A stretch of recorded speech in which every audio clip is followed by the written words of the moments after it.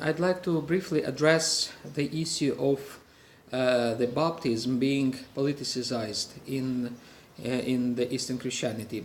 There were both objective and subjective reasons for such politicization of baptism, and this phenomenon has a long history.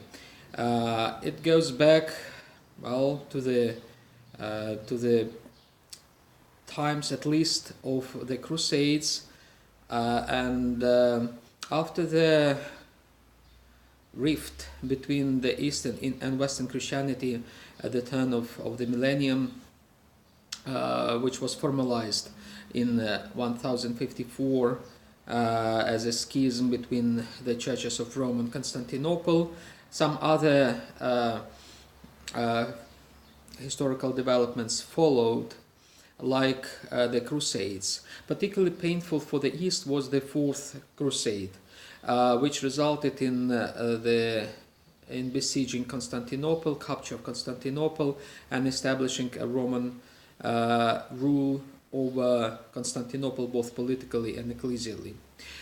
This particular crusade influenced the way how the Western baptism was perceived in the East. While before the Fourth Crusade, even though there was a schism, even a formal schism, it did not much affect the way how the Christians received one another in the East and in the West. In the East, the Western Christians were well received, and their baptism was certainly recognized. After the Fourth Crusade, however, the situation changed, and there are recorded instances that baptism was not fully received in the East. There were instances of rebaptism of the Western Christians in the East. So that was a clearly political reasoning for that, and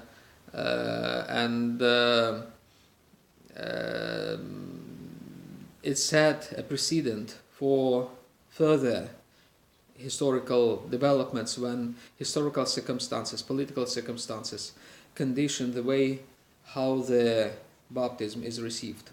Thus, for instance, during the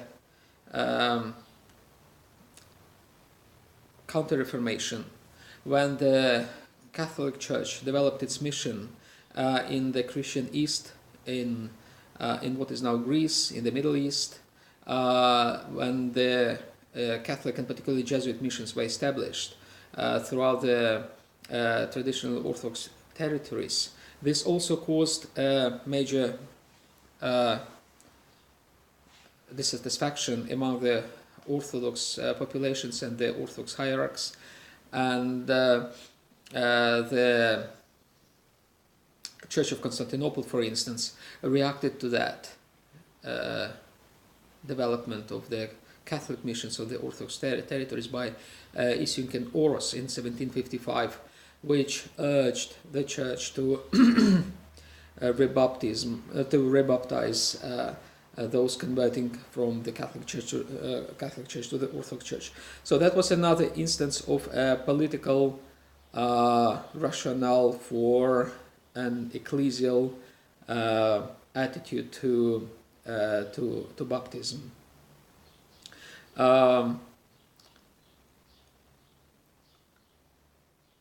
In the Russian Church, for instance, the situation developed in a different way at the same time. While the Church of Constantinople, the Greek churches, adopted the practice of rebaptizing the Western converts, the Russians, who wanted a better rapprochement in the 18th century, who wanted a better rapprochement with the West, adopted a new practice, a different practice of receiving baptism of the Westerners. A different situation was in Ukraine at that time. Ukraine was a borderland and used to be for a long time a borderland between East and West. And being partially belonging to the Polish-Lithuanian state, partially to the Russian Empire. Ukraine tried to follow a middle way, as it were, in receiving the baptism of other confessions. So that, for instance, while the Greek Church, both the Greek Church and the Russian Church, had rather severe, even though not the same practices of receiving the baptism, the Ukrainian Church adopted probably the most flexible, the most relaxed attitude to the Western baptisms. The absence of a common practice, of a common attitude to the baptisms in the Orthodox world in early modernity, for instance, was conditioned primarily by political circumstances in which the churches found themselves. Unfortunately, the political circumstances still play an important role in the way how the churches receive in the East, in the Christian East, receive the baptism of the Catholic Church in the first place, but also of the some Protestant churches.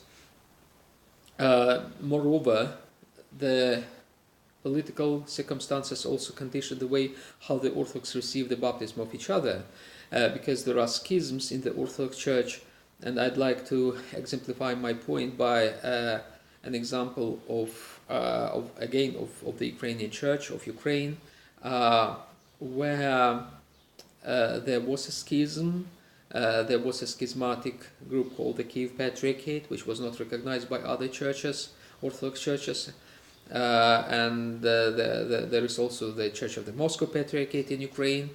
There was also another group, a third group called the Ukrainian Autocephalous Church. Until the decision of the Ecumenical Patriarchate to grant autocephaly to the Ukrainian Church, there were two schismatic groups effectively in Ukraine, the Kiev Patriarchate and the Autocephalous Church, and after the decision of the Ecumenical Patriarchate, they merged into a single group, which was granted autocephaly, was recognized by the Ecumenical Patriarchate, and now is known as the Orthodox Church of Ukraine. So before the recognition of this church by the Ecumenical Patriarchate, before the church was founded, established, and before the schism was healed by the Ecumenical Patriarchate, the attitude of the Church of the Moscow Patriarchate to the schismatic Orthodox churches was really severe, to the extent that the Moscow Patriarchate Church did not recognize the baptisms performed in the Orthodox schismatic groups.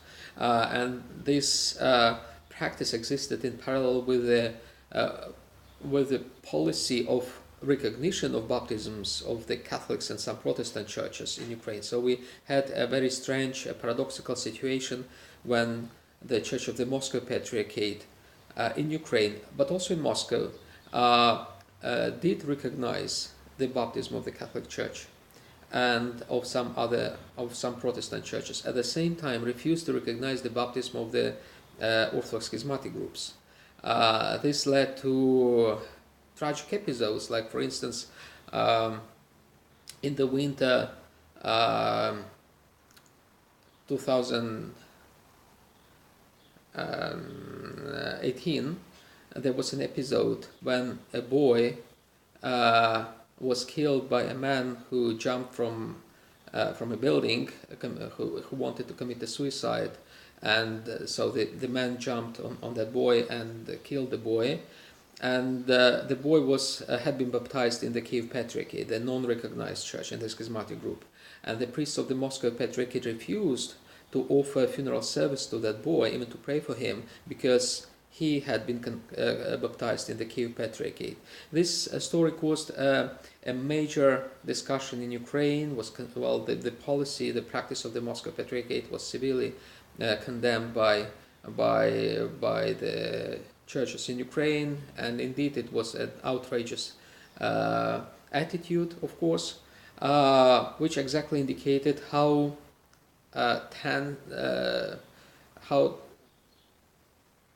how strong was the tension between the churches, to the extent that it was reflected in the policies of receiving the baptisms of each other. Nowadays, of course, after the schism has been healed by the ecumenical patriarchate, there are no reasons whatsoever for the Moscow Patriarchate to not recognize the baptisms in other Orthodox groups, given that even their consecrations and ordinations of their priests has been recognized by the Ecumenical Patriarchate. Yet it seems that the Moscow Patriarchate in Ukraine has not changed very much, has not revised its policies regarding the baptism, and this is it's a very unfortunate development, and it exactly indicates how politicized is the issue, how political influence plays its role in the policies regarding baptism, how baptism became a political issue, unfortunately. And I believe that the way to overcome the split, the division, the tensions in Ukraine among the Ukrainian churches would include, among other steps, the depoliticization of baptism, making baptism a Christian act again, not a political act, which it used to be partially in Ukraine and in Russia. So that's I think a suggestion for the discussion, and that's what I wanted to share with you.